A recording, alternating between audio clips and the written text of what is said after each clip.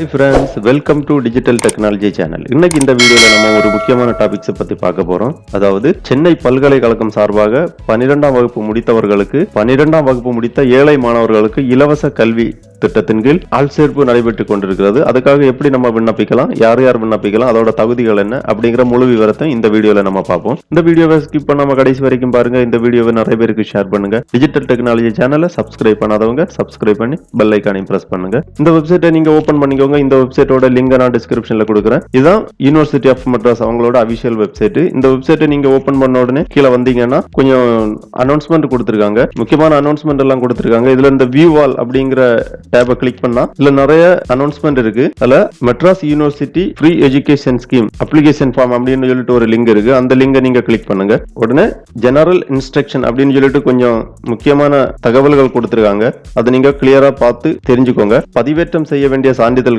அப்படின்னு சொல்லிட்டு 11ஆம் வகுப்பு மற்றும் 12ஆம் வகுப்புகளின் மதிப்பெண் சான்றிதழ் கட்டாயம். சமீபத்திய வருமான சான்றிதழ் 1 வருடத்துக்குள் வட்டாட்சியரிடமிருந்து பெற்றிருக்க வேண்டும். முதல் பட்டதாரி சான்றிதழ் வட்டாட்சியரிடமிருந்து பெற்றிருக்க வேண்டும். மாற்றுத்திறனாளி சான்றிதழ் மாற்றுத்திறனாளிகள் நலத்துறையிடமிருந்து பெற்றிருக்க வேண்டும். தாய் தந்தை இறப்பு சான்றிதழ், அப்புறம் வருமான சான்றிதழ் அல்லது முதல் பட்டதாரி சான்றிதழ் கிடைக்க தாமதமானால் வட்டாட்சியரிடமிருந்து பெற்ற ஒப்புதல் சீட்டை பதிவேற்றம் செய்யலாம். சான்றிதழை கலந்தாய்வுக்கு வரும்பொழுது சமர்ப்பிக்க வேண்டும்.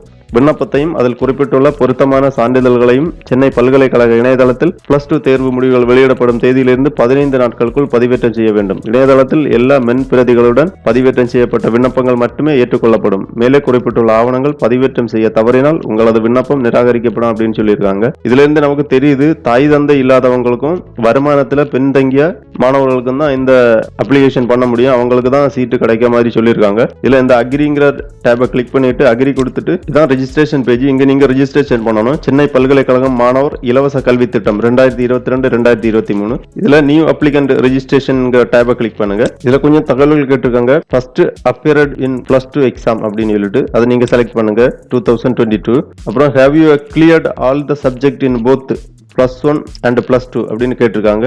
எஸ் கொடுத்துருங்க. அப்புறம் ஆனுவல் இன்கம் ஆஃப் பேரண்ட் அப்படின்னு கேட்டிருக்காங்க.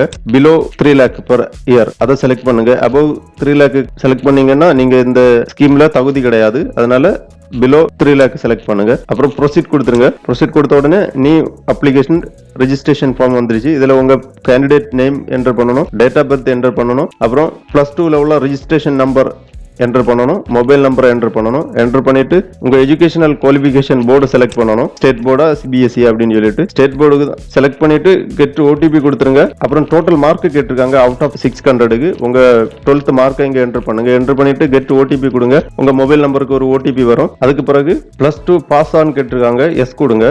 எஸ் கொடுத்துட்டு உங்க 12th மார்க்கை இங்க என்டர் பண்ணிட்டு கெட் ஓடிபி கொடுத்த உடனே ஓடிபி வந்துருச்சு. ஓடிபி இங்க என்டர் பண்ணிட்டு ரெஜிஸ்டர் கொடுங்க. ரெஜிஸ்டர் கொடுத்த உடனே ஆன்லைன் அப்ளிகேஷன் ஃபார்ம் ஓபன் ஆயிருச்சு. இதுல உங்க நேம் என்டர் பண்ணணும், பர்சனல் டீடைல்ஸ் எல்லாமே என்டர் பண்ணணும். நேம், இமெயில் ஐடி, ஜெண்டர் கேட்டிருக்காங்க, father name, mother name, Guardian name, முழு முகவரி கேட்டிருக்காங்க. எல்லா டீடைல்ஸுமே கரெக்டா என்டர் பண்ணிருங்க. என்டர் பண்ணிட்டு சேவ் பர்சனல் டீடைல்ஸ் கொடுங்க. அதுக்கப்புறம் எஜுகேஷனல் குவாலிஃபிகேஷன் டீடைல்ஸ் கொடுக்கணும். எஜுகேஷனல் குவாலிஃபிகேஷன் டீடைல்ஸ்ல உங்க 12th 10th மார்க் எல்லாம் அப்லோட் பண்ண வேண்டியிருக்கும். அப்புறம் டாக்குமெண்ட்ஸ் டு பி அப்லோடட்னு சொல்லிட்டு கேட்டிருக்காங்க. உங்க ஜாதி சான்றிதழ், +2 சான்றிதழ், அந்த சான்றிதழ்கள் எல்லாம் அப்லோட் பண்ணணும். அப்லோட் பண்ணிட்டு பிரிண்ட் அப்ளிகேஷனை பிரிண்ட் போட்டு கையில வச்சுக்கிடுங்க. அதுக்கு பிறகு தகவல்கள் எல்லாம் உங்க மொபைல் நம்பருக்கு அல்லனா இமெயிலுக்கு கான்டாக்ட் பண்ணுவாங்க.